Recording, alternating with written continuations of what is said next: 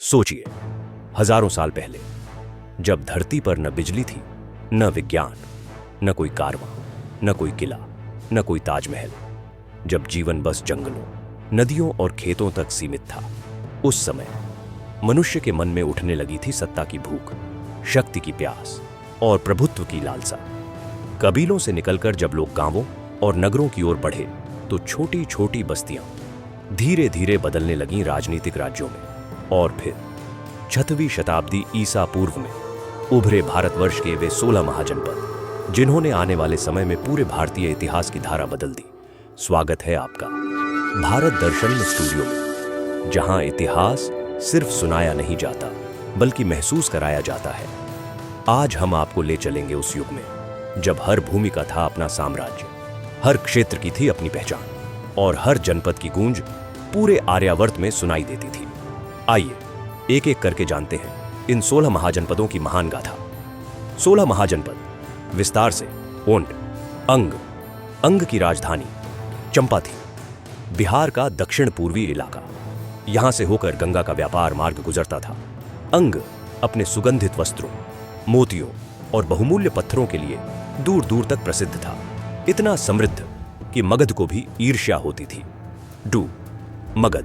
मगध की राजधानी, राजगृह, बाद में पाटलिपुत्र हुई। यह था भारत का भविष्य का महाशक्ति, क्योंकि यहां था लोहे की खानें, हाथियों का विशाल झुंड और युद्ध के लिए असीम संसाधन। मगध ने ही आगे चलकर नंद, मौर्य और गुप्त साम्राज्यों को जन्म दिया।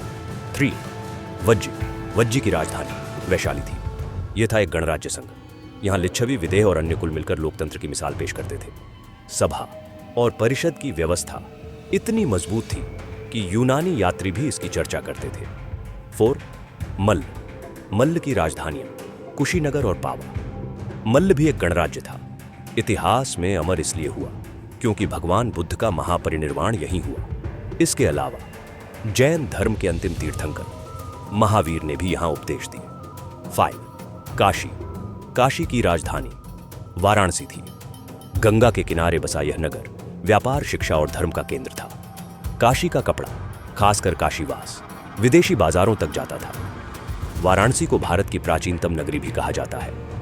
6 कोशल की राजधानी श्रावस्ती थी। इसके अधीन था अयोध्या, जो रामायण की परंपरा का केंद्र। कोसल कृषि और संस्कृति में इतना समृद्ध था कि बौद्ध और जैन दोनों धर्मों का यहां गहरा प्रभाव पड़ा।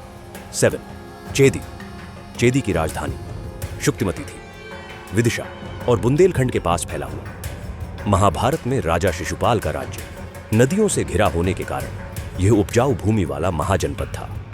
8 वत्स की राजधानी कौशांबी थी।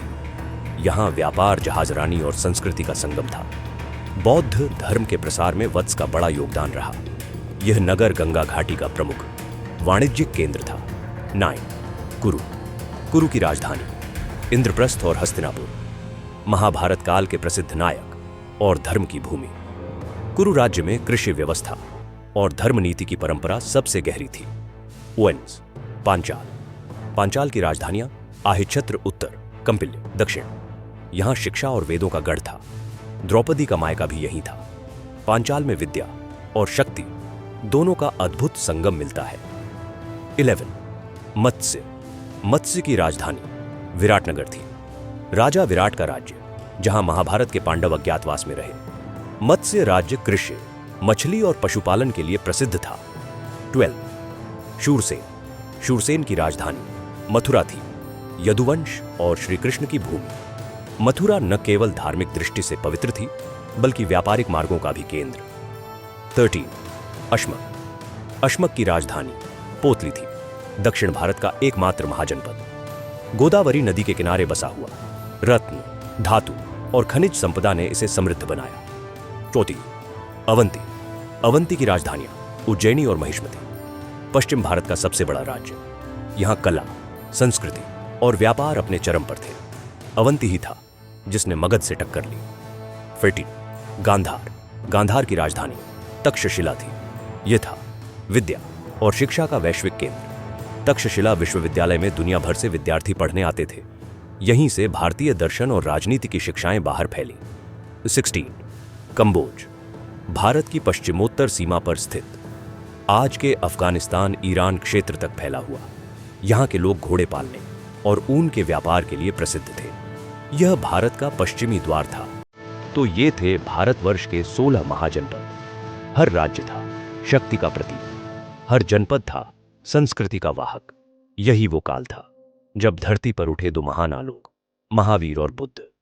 और दोस्तों, हमारे अगले वीडियो में हम करेंगे शुरुआत धर्मों की अद्भुत गाथा से। सबसे पहले ले चलेंगे आपको एक ऐसे धर्म की ओर जहां तप, त्याग और अहिंसा ही जीवन का पथ बन जाते हैं। हाँ, हम बात कर रहे हैं जैन धर्म की। तो जुड़े रहिए भारत दर्शनम स्टूडियो के साथ, क्योंकि यहां इतिहास सिर्फ बताया नहीं जाता, बल्कि जिया जाता है।